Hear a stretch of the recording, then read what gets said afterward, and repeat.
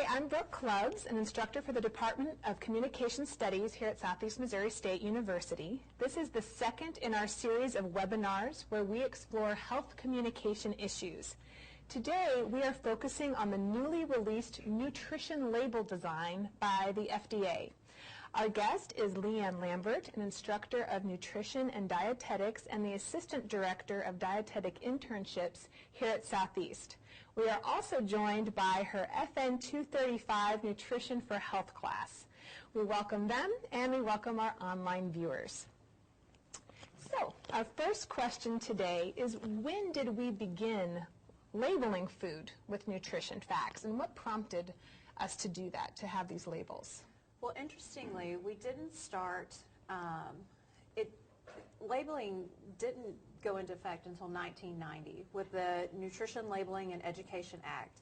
And the reason it was passed was to require that we had standardized way of putting information about what's in our food on the packaging. Up until that point, they could put things on the label, but they didn't have to list everything that was in the food product. And so that was concerning for consumers because they didn't always know what they were getting. And so it was a standardized way to make sure that what was in the food we would know by looking at the label. It also was a way to put the nutrient information on there that would make it easy for consumers to glance at and make decisions about the food that they were eating. That act was passed in 1990, but it took until 1994 to actually go into effect and see the label that we see on our food products today. And they also use the dietary guidelines to help decide what went on the label, what nutrients, the things that they were focusing on. And they initially had 4 goals for the food labels, and they were that the claims on the packages be true.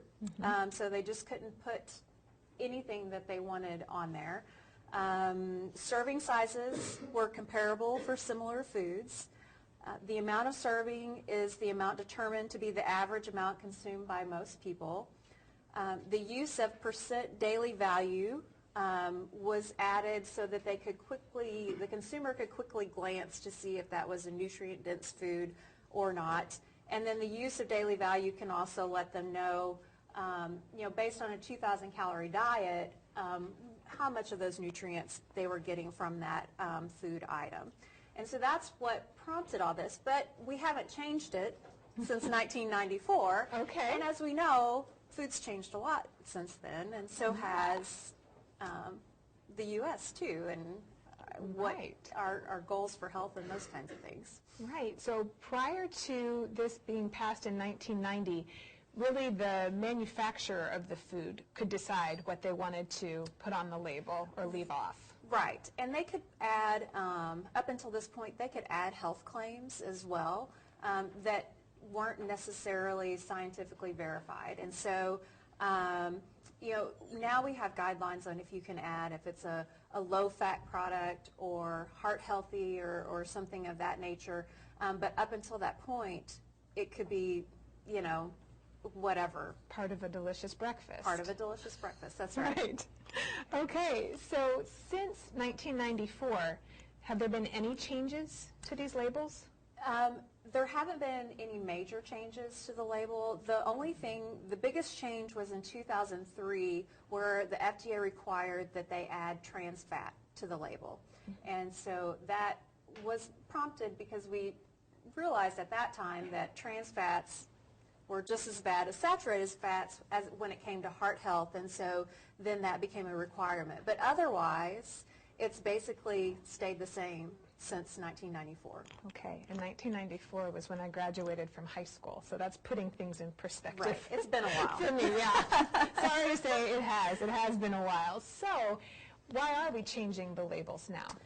Well, we know that obesity is on the rise, heart disease, diabetes, these are all chronic conditions that are leading causes of death in the United States, or health problems. And so it's intended to bring attention to how many calories, serving sizes, which are all important in kind of helping address those health problems and making consumers more aware of what they're eating every day. They're also changing the label to be in line with the 2010 dietary guidelines. And part of those guidelines recommends that we reduce the number of calories that we're eating and reduce the amount of added sugars that we have in our diet. And so both of those things are going to be addressed on the new label. Okay, because most recently people have really focused on fat more so than calories and sugar. So this is kind of changing our perspective a little. And the reason for that is because what we have learned is it's the type of fats that we're eating that can really alter health. So saturated fats, trans fats, we know that those are linked to heart disease and not necessarily just the amount